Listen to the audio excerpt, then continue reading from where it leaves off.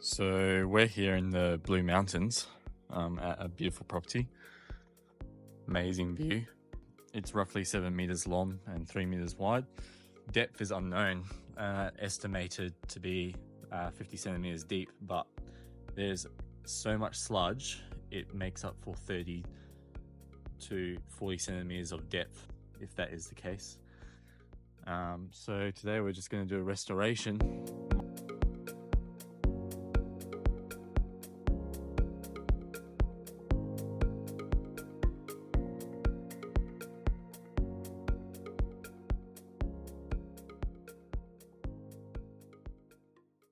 The dirty water pump can only take out to a certain level, so flushed out most of the sludge and gunk that the vacuum struggles with, but now the vacuum will be taking out the remaining water whilst I shovel out the dirt. So as you can see, the final result, empty pond, all the sludge has been removed. This is basically the first and hardest stage of a restoration.